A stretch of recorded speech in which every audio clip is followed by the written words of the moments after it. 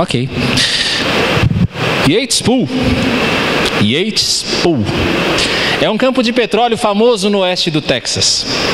Durante a Grande Depressão da década de 30, esse campo de Yates era uma fazenda de ovelhas de propriedade de um homem chamado Ira Yates. Por causa da incapacidade de Yates para ganhar dinheiro suficiente com a sua atividade, ele estava num grande perigo de perder o seu rancho, que estava hipotecado. Com pouco dinheiro para comprar roupas ou alimentos, a sua família, como muitas outras durante esses anos da depressão, dos anos 30, tinha que viver de subsídios do governo. Dia após dia, o Yates observava suas ovelhas enquanto elas pastavam sobre essas colinas do oeste do Texas, quebrando a cabeça para encontrar alguma maneira para pagar todas as suas contas. Um dia, um grupo de homens de uma empresa de petróleo entrou na área e convenceu Yates que poderia haver petróleo ali nas suas terras. Eles pediram permissão para perfurar um poço pioneiro ali. Yates concordou e assinou um contrato de locação. Logo aos 550 metros de perfuração, os perfuradores atingiram uma enorme reserva de petróleo. O primeiro poço começou a produzir 80 mil barris por dia. Mas isso foi só o começo. Diversos outros poços foram escavados, alguns deles produzindo mais do que o dobro do primeiro. Na década de 60, depois que o petróleo havia sido bombeado por mais de 30 anos, um teste de governo de apenas um dos poços mostrou que ainda havia um fluxo potencial de 125 mil barris de petróleo por dia. No ano de 2000, o campo de Yates ainda era um dos 10 maiores produtores de petróleo dos Estados Unidos. E pensar que aquele fazendeiro pobre era dono de tudo isso. Quando Yates comprou o rancho, ele estava mais interessado em pasto para suas ovelhas do que nos direitos de petróleo e minerais. Lá estava ele, vivendo com subsídio do governo, mas sentado num lago gigantesco de petróleo incrivelmente valioso. Ele era um multimilionário potencial, mas que vivia na pobreza. Qual era o problema dele? Era simplesmente que ele não sabia que o petróleo estava ali. Muitas vezes eu e você também somos assim. Nós estamos vivendo na pobreza espiritual, calmamente assentados no tesouro incalculável que a graça de Deus nos proporciona. E é para tentarmos escavar este poço, esta riqueza escondida, que hoje nós iremos meditar no texto de 2 Pedro, capítulo 1, versos 3 a 11. 2 Pedro, capítulo 1, versos 3 a 11, eu convido você a abrir a sua Bíblia.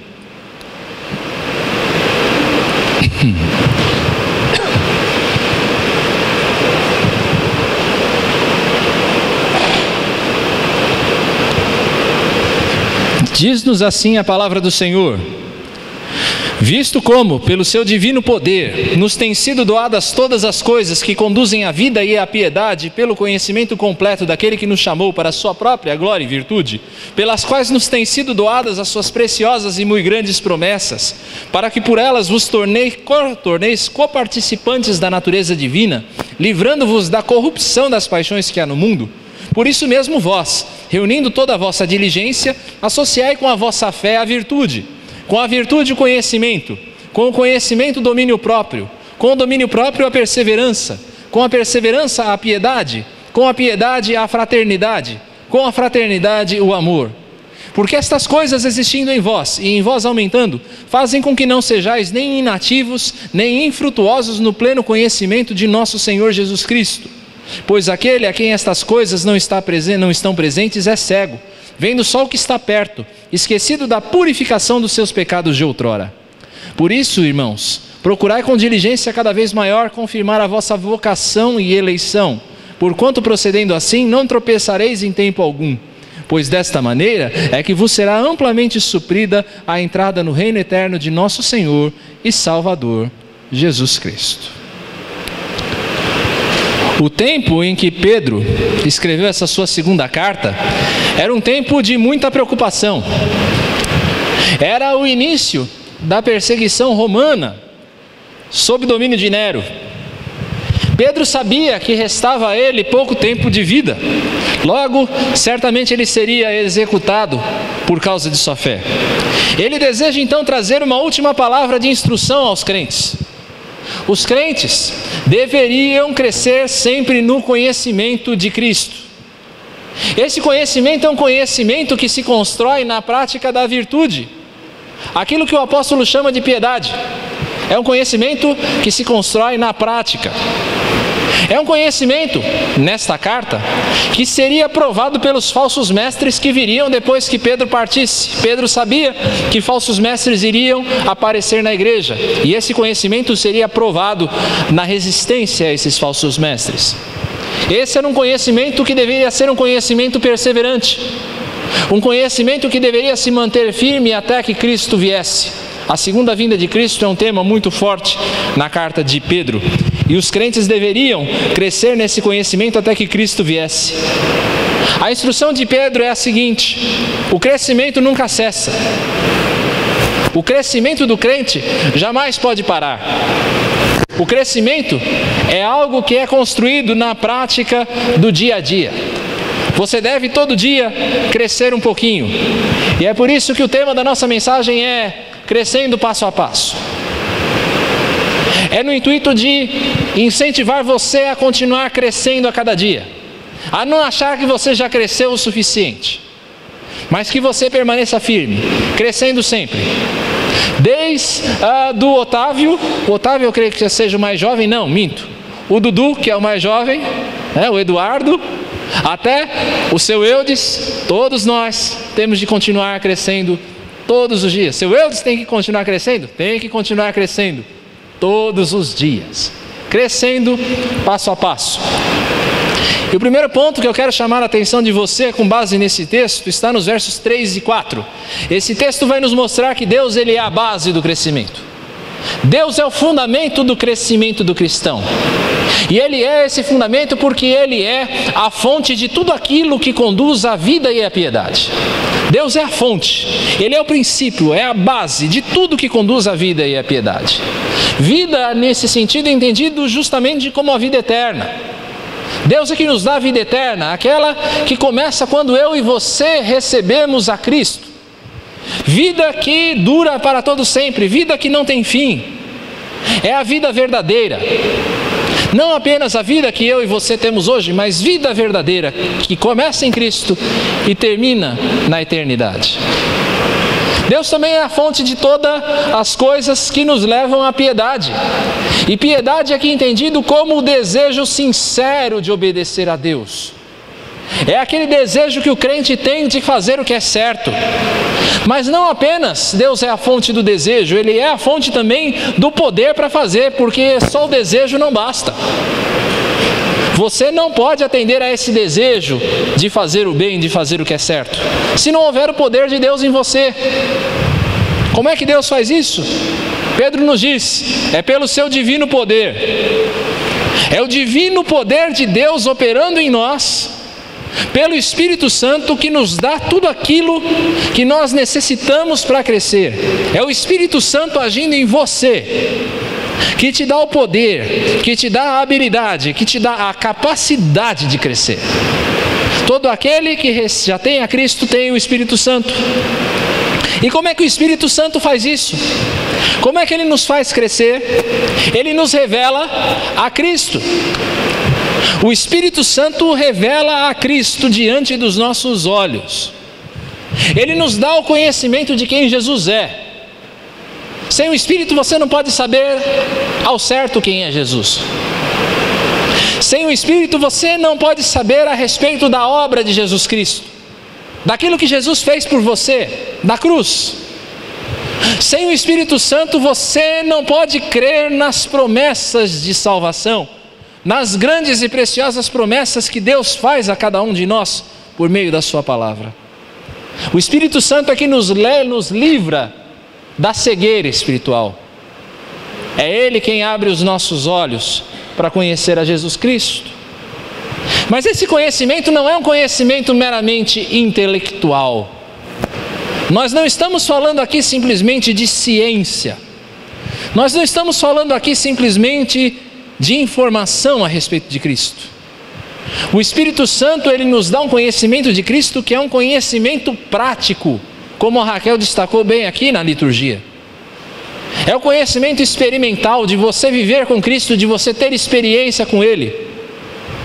É o conhecimento que te leva a conhecer mais e mais a Cristo.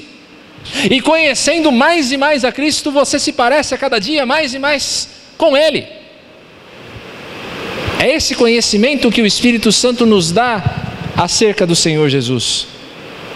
E para que é que Deus nos dá tais dons? Por que é que Deus nos dá todas essas coisas concernentes à vida e à virtude? É para que nós sejamos tais quais Ele é. Há nesses versículos, nos versículos 3 e 4, uma riqueza imensa. Esses versículos nos dizem que o interesse de Deus é que nós sejamos participantes da sua natureza. Você consegue entender a grandeza disso, irmão? De você ser participante da natureza de Deus, de você ser tal qual Ele é. É claro que nós não estamos falando aqui dos atributos incomunicáveis de Deus. Você jamais vai ser onipotente, você jamais vai ser onipresente, mas certamente você vai ser tal qual Deus é na sua santidade, na sua pureza. Com Cristo você irá reinar. Riqueza espiritual insondável essa, de nós compartilharmos da natureza do Criador, de você ser tal qual Deus é, livre das cobiças mundanas, de você não mais desejar aquilo que as pessoas comuns desejam. Os desejos dos crentes são mais elevados, dia a dia, conforme eles vão se moldando à imagem de Cristo. Os nossos desejos vão ficando mais refinados. Nós vamos passando dia a dia a desejar mais e mais as coisas do alto e menos as coisas do presente. Mas nós vamos ser também como Deus é, sendo salvos da destruição. Isso porque a cobiça mundana, é o que esses versos mostram, os versos 3 e 4, elas levam à corrupção, elas levam à ruína, elas levam à destruição. E uma vez que os seus desejos estão mais voltados para o alto, você será preservado da destruição que virá no juízo. Deus deseja que você seja santo como Ele é, e por isso é que Ele te dá tudo aquilo que concerne a vida eterna e a virtude. Deus, Ele é a base de todo o crescimento espiritual. Efésios 4, versos 7 a 16, nós lemos uma parte disso hoje, ainda há pouco na liturgia, mostra que Cristo, Ele nos garante tudo aquilo de que nós necessitamos. Ele diz que Cristo recebeu homens por dádivas. Paulo está citando o Salmo 68. Ele subiu, levou o cativo o cativeiro e deu dons aos homens. Ele nos leva cativos consigo, Ele nos leva como dádivas suas e nos concede dons para que nós vivamos aquilo que Ele nos ordena. Deus, queridos, nunca nos dá uma tarefa sem também prover a capacitação. Preste bem atenção nisso. Deus jamais diz para você fazer alguma coisa sem que Ele te capacite para tal.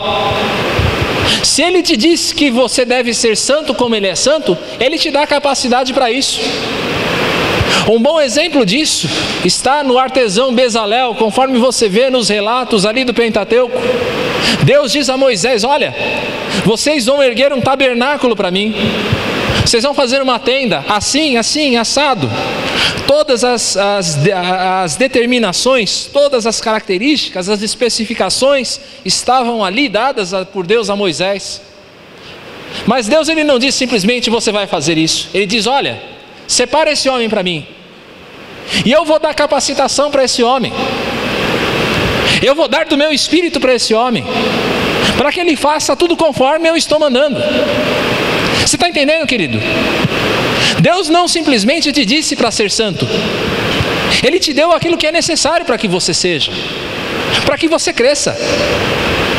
Nós vamos sendo dia a dia moldados à imagem de Cristo. É o que diz o texto de 2 Coríntios capítulo 3, verso 18. Quando Paulo diz assim: e todos nós com o rosto desvendado, contemplando como espelho a glória do Senhor. E aí o detalhe: somos transformados de glória em glória, na sua própria imagem, como pelo Senhor o Espírito. Perceba a riqueza. Deus vai trabalhando em você dia a dia, para que você vá sendo moldado à imagem de Cristo, para que você seja trabalhado conforme Ele quer. É Deus quem faz isso. Deus é a base de todo o crescimento espiritual. Os filhos, afinal de contas, imitam o comportamento dos pais, não é verdade? Os filhos imitam o comportamento dos pais. E como é que eles fazem isso? É pelo conhecimento, é pela experiência, é pela observação. Eu vejo isso na vida do meu filho. Pastor com filho pequeno sempre vai usar o filho como ilustração, né? Falavam no seminário para não fazer isso, mas é fatal. Eu tenho um defeito, irmãos, dentre muitos. Quando eu não consigo fazer alguma coisa, pode ser um furo na parede com uma furadeira, pode ser colocar uma lâmpada, eu fico muito bravo. Muito bravo comigo mesmo. Às vezes eu fico até perdendo as estribeiras. Sabe quando você fica naquele estado? Puxa vida, como é que eu não consigo fazer isso? Fico bravo mesmo, né? Sabe o que eu reparei outro dia? O Otávio, ele estava tentando abrir a porta de um carrinho. Só que detalhe, o carrinho não abria a porta. Era aqueles carrinhos de metal, sabe, tipo Hot Wheels. E ele ficava tentando abrir a porta do carrinho. E quando ele não conseguia, o que ele fazia?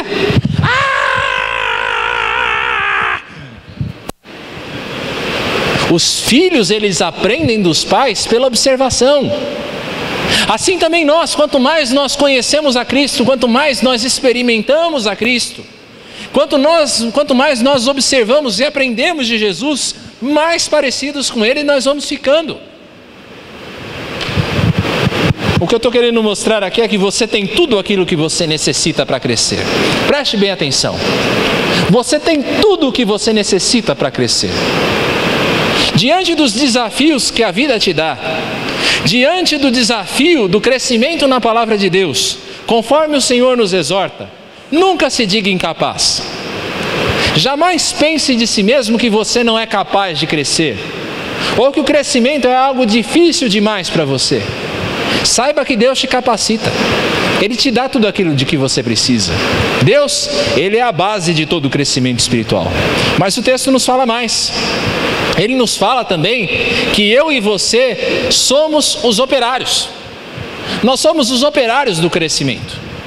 Versos 5 a 7. Pedro vai nos mostrar nesses versos que o crescimento, o processo de crescimento não é um processo passivo. Nós já tivemos a oportunidade de falar isso aqui 2 semanas atrás. O crescimento não é um crescimento passivo. Não é simplesmente que, sabendo que Deus é a base, você vai esperar que Deus faça tudo. Ele envolve você. Pedro, nesses versos, nos versos 5 a 7, ele nos ordena a nós nos associarmos com Deus, a nós sermos sócios de Deus no crescimento, acrescentando a base que Deus dá, como nós já vimos hoje, o nosso esforço para crescer. Demanda esforço nosso, demanda esforço teu. E como é que você faz isso? Suprindo a nossa fé. Diz o apóstolo, você deve suprir a sua fé com um andar reverente diante de Deus. Você tem que andar reverentemente diante de Deus. Tem que andar no temor do Senhor. E assim você vai suprir a sua fé. Você vai exercitar a sua fé. Suprir a fé é esse exercício. É a fé demonstrada por meio de obras. Pedro, ele nos exorta a acrescentar à nossa fé alguns itens. E eu quero mostrar para você o que é que você deve acrescentar à sua fé. Acrescente à sua fé, olha a receita aí. Receita de bolo para aquele que quer crescer. Primeiro, acrescente à fé a sua virtude. E virtude entendido aqui como a excelência moral.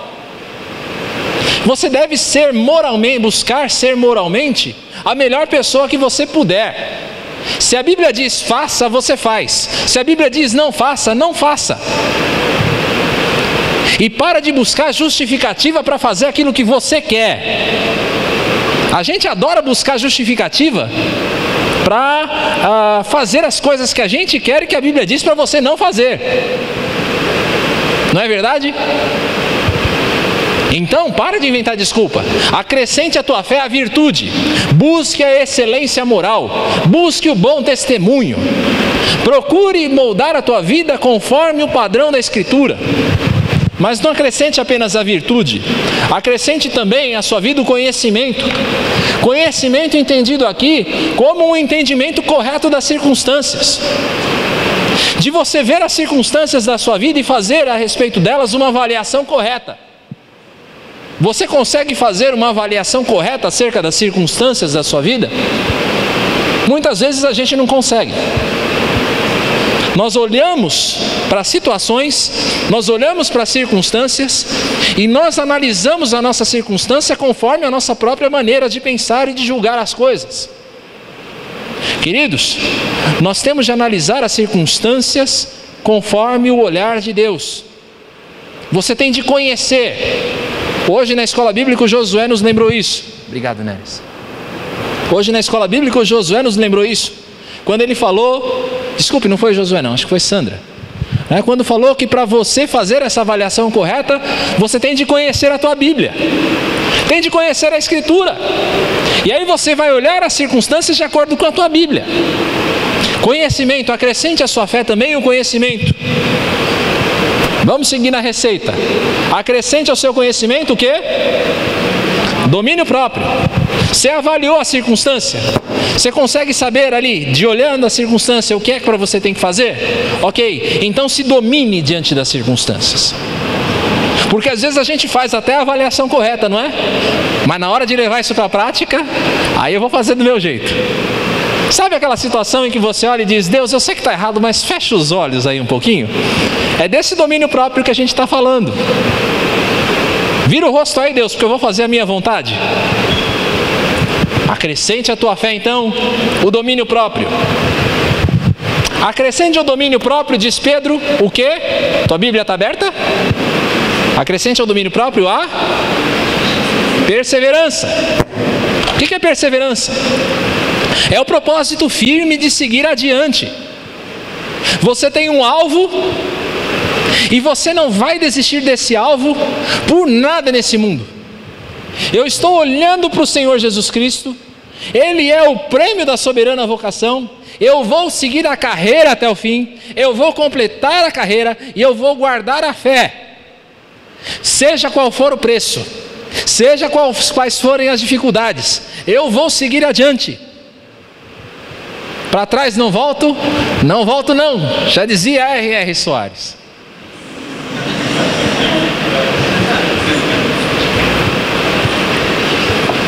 Acrescente também a sua fé, a piedade. O que é piedade? A piedade é o amor a Deus na prática. Ame a Deus na prática. Fechar os olhos na oração e dizer: Senhor, eu te amo, ou você cantar no louvor: Deus, eu te amo, é fácil demais. Eu quero ver na hora da tentação se você ama de verdade. Aí é que você mostra que ama. É quando você na prática demonstra o seu amor a Deus. Falar que ama é fácil. Amar de verdade é a prática que mostra. E isso é piedade. Ame a Deus na prática. Acrescente também nessa receita desse bolo maravilhoso do crescimento o quê? Fraternidade. O que é a fraternidade? É você amar aqueles a quem Deus ama. É você amar o seu irmão. Nós estamos falando de amar o povo de Deus, amar a pessoa que está do teu lado. Olha aí para a pessoa que está do teu lado. Você não vai precisar falar nada hoje para ela. Olha para ela. É essa pessoa que você tem que amar. Para o outro lado, Josué. Você tem que amar a pessoa que está do seu lado. Acrescente à sua fé o amor por essa pessoa que está aí do seu lado, que compartilha a caminhada cristã com você. Mas não ame só essa pessoa. Acrescente também o último ingrediente da receita. Acrescente o amor. E amor aqui tomado como amor universal, aquele amor que você tem que dar até mesmo aos seus inimigos. Ame até mesmo aquele que te odeia. Espero que não seja a pessoa do teu lado. Acrescente tudo isso à tua fé. É acrescentando todas essas coisas. Aliás, ali, né? Para vocês, para mim, é lá. Acrescente a todas essas coisas a sua fé. E você vai estar se associando a Deus nesse processo de crescimento. Nós somos os operários, querido, do crescimento. A santificação é um processo que requer a nossa diligência. Veja o que diz Mateus 11:12. Desde os dias de João Batista até agora, leia para mim.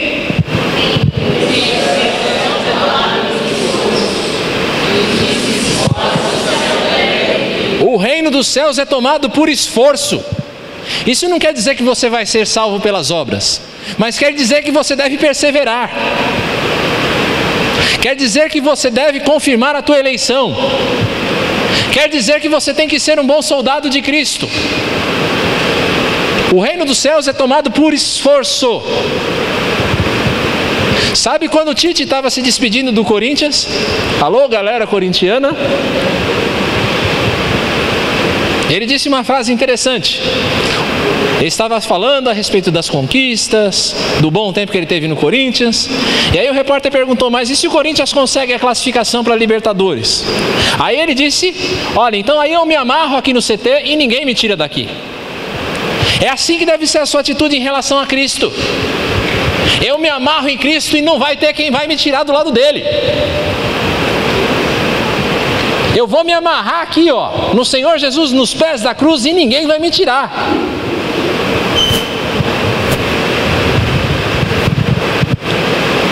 A nossa santificação é algo a ser desenvolvido por nós, como nós já vimos. Filipenses 2:12. Assim, pois, amados meus, como sempre obedecestes, não só na minha presença, porém muito mais agora na minha ausência, desenvolvei a vossa salvação com temor e tremor. Nós pregamos isso há 2 semanas. Você precisa desenvolver a tua salvação, fazê-la crescer, fazê-la aparecer. Essa luta, esse esforço é um distintivo daqueles que estão a caminho do céu. E aí eu venho com um versículo para você que sempre me faz tremer a base. Porque ele diz assim: segui a paz com todos e a santificação, sem o quê? Sem santificação, querido, ninguém vai ver a Deus. Está entendendo, crente? Está entendendo, eleito do Senhor? Não está dizendo aí, ó, seguir a paz com todos e a eleição, sem a qual ninguém verá o Senhor. Está dizendo santificação. Você precisa ser santo, precisa buscar santidade. Quantos de nós podemos estar enganados acerca da nossa salvação, não é? Quantos de nós podemos estar enganados? Muitos creem em Cristo, mas são espiritualmente apáticos. São apáticos. São espiritualmente preguiçosos. Não desenvolvem a salvação, não buscam santidade. Vivem uma vida medíocre, de um cristianismo medíocre, se é que pode ser chamado de cristianismo. Uma vida sem arrependimento, sem transformação de caráter. Sem santificação, ninguém verá o Senhor, querido. Vamos um pouco mais adiante. Os frutos, diz o verso 8 e 9, os frutos são a evidência do crescimento. Os frutos de vida, que são representados pelas virtudes que a gente viu agora há pouco, eles são um sinal de que nós estamos crescendo. Se você não tem aqueles frutos, é sinal que você não está crescendo. É preciso que esses frutos eles aumentem dia a dia, conforme nós crescemos no nosso conhecimento de Cristo. Quanto mais você conhece a Cristo, mais esses frutos vão aparecendo. Segundo Pedro, nesse texto, quem não possui esses frutos, Pedro diz que é alguém que é o que? Leia no seu texto. Quem não possui esses frutos, o que é? Veja aí, versos 8 e 9. Cego. Quem não possui esses frutos é cego. Literalmente, tomado aí nos originais, aquele que não possui esses frutos é como alguém que fecha os olhos diante da luz. Sabe essa sensação? Quando você está no escuro e de repente a luz se acende e aí você protege a mão? com a mão, porque a luz incomoda. É isso aqui que Pedro está falando. É alguém que fecha os olhos diante da luz. É alguém que teve o seu entendimento iluminado, mas que fecha os olhos diante daquilo que conhece. Deus iluminou o entendimento dessa pessoa, só que ela fecha os olhos. Ela não quer saber daquilo que Deus está mostrando. A palavra também, que diz aqui do cego, também tem a mesma raiz da palavra miopia. Sabe o que é miopia? O que é miopia? Você que usa óculos. É a dificuldade de você enxergar longe. Você tem dificuldade de enxergar longe. Fica tudo embaçado. Aquele que não apresenta frutos tem uma visão curta da vida. Quem não tem frutos tem uma visão curta da vida. Ele enxerga apenas aquilo que é presente. A pessoa enxerga só aquilo que está diante dela, no presente. Ela está presa às cobiças momentâneas. Ela está presa àquilo que está destinado ao fogo no dia do juízo. Você está apegado, querido, se você está nessa situação, você está apegado só àquilo que está nas tuas mãos, ou às coisas que você quer obter, às tuas próprias paixões, aos teus próprios desejos, à tua própria maneira de ver a vida. Você é míope. Você não vê o que Deus já fez por você. A pessoa que não tem esses frutos, ela não percebe o que Deus já fez. Ela se esquece de que ela já recebeu um novo coração. Ela se esquece da culpa que Jesus retirou dela, de que já não existe mais condenação. Ela se esquece da comunhão com Deus. A pessoa que não busca crescimento se torna alguém apático. Mas a pessoa também tem uma visão curta porque ela não vê aquilo que o futuro promete. As promessas de Deus apontando para o futuro. A pessoa que não tem frutos está esperando o Senhor relaxadamente. Está esperando o Senhor relaxadamente, como se a sua vida ela acabasse aqui. Como se este mundo fosse o seu lugar. Preste bem atenção nisso. Quem não tem fruto de vida, quem não se esforça por crescer, está achando que a vida acaba aqui. Que não existe um porvir. Que isso aqui é momentâneo. Os frutos, meus amados, são a evidência do crescimento. É por isso que o apóstolo Paulo nos exorta para nós sermos zelosos, fervorosos no serviço do Senhor. Quando ele diz lá em Romanos 12:11, no zelo não sejais remissos, sede o quê? Fervorosos de espírito, servindo ao Senhor. Seja fervoroso, tenha zelo. Amados, nós tratamos com todo zelo aquilo pelo que nós prezamos, não é verdade? Aquilo que você zela, aquilo que você preza, aquilo que você ama, aquilo que você deseja, você faz com todo zelo, não é verdade? Se eu chamasse você agora para uma viagem para Paris, eu dissesse para você, Camila, está aqui uma passagem para Paris, vai sair daqui da igreja agora e vai para Paris. Como é que você reagiria? Como é que vocês reagiriam? Eu tenho certeza que vocês iriam se preparar com todo o zelo. Vocês iriam preparar a sua mala. As mulheres iriam fazer o cabelo, iriam fazer as unhas, porque afinal de contas é Paris, não é? Os rapazes iriam fazer a barba, colocar uma boa roupa para viajar, passar aquele perfume, não é verdade? Você iria se preparar com zelo para essa viagem. Meus queridos, Jesus não chamou você para ir para Paris. Jesus chamou você para você ir para Jerusalém Celeste. Para Jerusalém Celeste. Como é que você pode não se preparar adequadamente? A passagem já está na tua mão. Como é que você não vai se preparar adequadamente? para partir, para estar com o Senhor, para chegar diante do Senhor, chegar ali no portão da cidade celestial.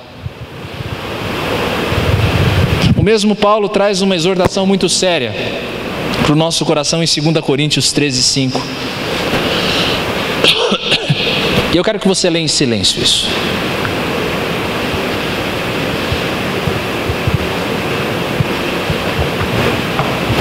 Leia em silêncio para você refletir nisso.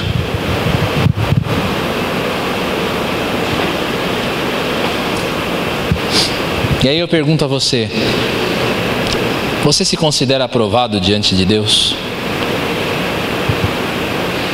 Você tem procurado crescer à imagem de Cristo? Pedro termina esse texto com uma exortação. Procure confirmar a sua vocação e eleição. Procure confirmar a sua vocação e eleição. Não basta você saber que você, intelectualmente, que você é eleito de Deus.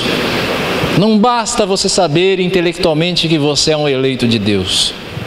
A doutrina da eleição jamais pode ser usada como um pretexto para você viver uma vida relapsa.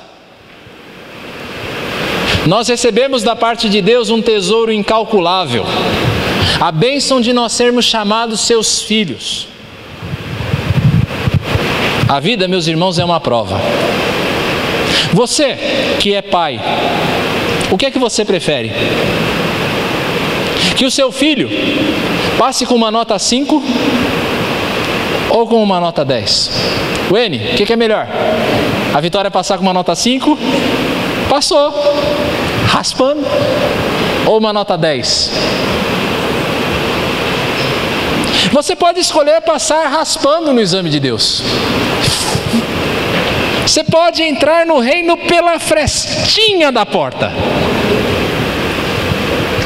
Porém, o que o Senhor deseja é que você se aproxime dele no último dia com as mãos cheias de frutos, com os talentos que ele te deu multiplicados. Que você se apresente diante de Deus como uma figueira que ele abençoou para a sua própria glória. Esse é o desejo de Deus para você e para mim. Nós temos, queridos, tudo aquilo de que nós necessitamos para o nosso crescimento espiritual. Tudo. Deus nos dotou não só de uma nova vida em Cristo, mas também dos meios necessários à santificação. Que meios são esses? Deus nos dotou, por exemplo, da instrução, do consolo, da repreensão e do ânimo do Espírito Santo. Deus te deu o Espírito que te acompanha, que te corrige, que te anima quando você está desanimado, que te instrui. Deus te deu a palavra que está sempre disponível para te orientar. Abriu sua Bíblia, você recebe orientação. Não existe nenhum assunto realmente importante na sua vida que a Bíblia não trate. Daquilo que é realmente importante, a Bíblia fala tudo. Deus te deu também a comunhão do corpo de Cristo. Essa comunhão que se edifica na variedade dos dons. A Rosa tem um dom, eu tenho outro e nós nos edificamos mutuamente. Eu edifico a Rosa com o meu dom e a Rosa edifica a minha vida com o dom dela. Deus nos deu a comunhão do corpo com a variedade de dons que Ele tem. Deus nos deu também a disciplina das circunstâncias, que às vezes nos colocam no rumo certo. Às vezes você está no rumo errado e Deus te dá aquela paulada gostosa de pai, aquela palmada gostosa para você atentar de novo para o caminho certo. Deus nos deu tudo aquilo de que nós necessitamos para a santificação. A pergunta é: nós temos feito uso desses meios? Ou nós temos cedido à tentação da preguiça, à tentação da apatia espiritual?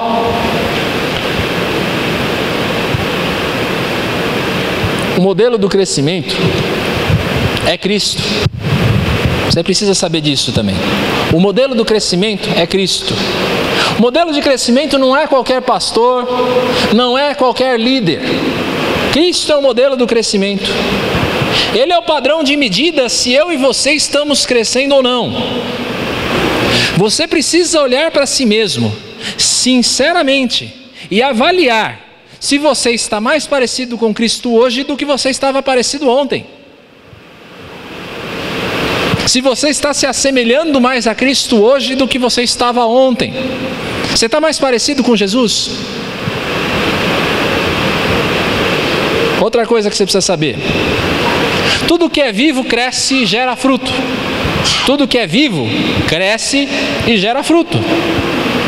Fertilidade é sinônimo de vida, de vitalidade. Se a sua vida não tem gerado frutos, a verdadeira vida que é em Cristo está realmente em você? Se você não tem fruto, será que a verdadeira vida está em você? Ou você ainda é alguém cego? Alguém cujo entendimento precisa ainda ser iluminado à luz de Cristo para que você viva dia a dia com o Senhor?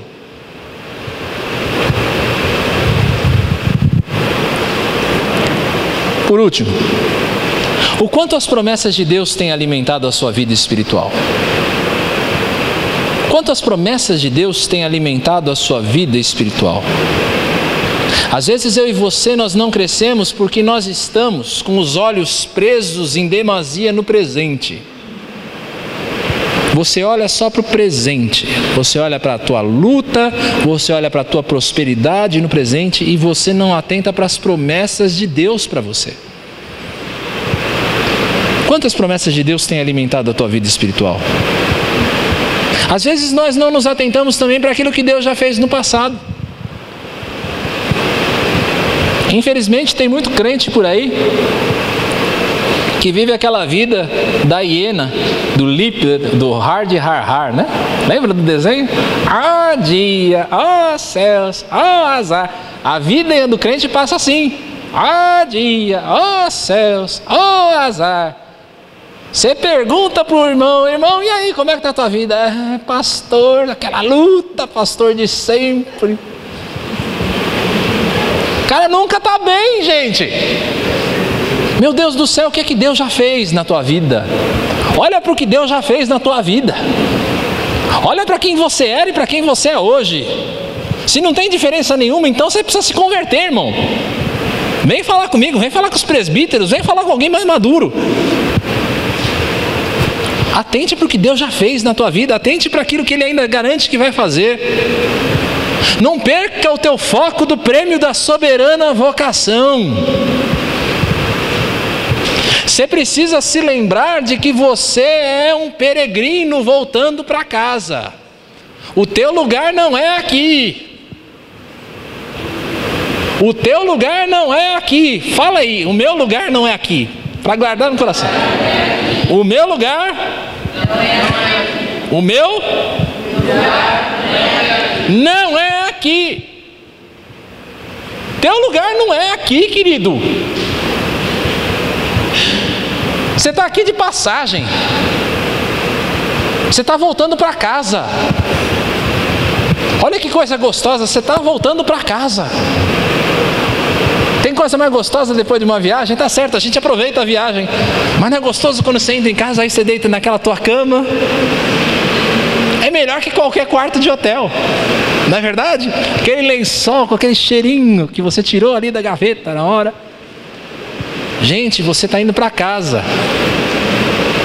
E não adianta balançar a cabeça que não é não, viu? Cancún é bom, mas a tua casa é bem melhor. Gente, nós somos peregrinos voltando para casa. Coloque de volta os óculos da Escritura. Coloque os óculos da Escritura para você enxergar longe, para você olhar para o prêmio da soberana vocação, para você olhar para a tua casa eterna. Para de olhar para o presente tão somente. Você precisa ser realista, eu sei disso, mas olhe para o futuro, olhe para as promessas de Deus, porque nisso existe crescimento para você. Que Deus te abençoe, para que você continue a crescer à imagem do Mestre, para que todos nós sejamos pequenos Cristos.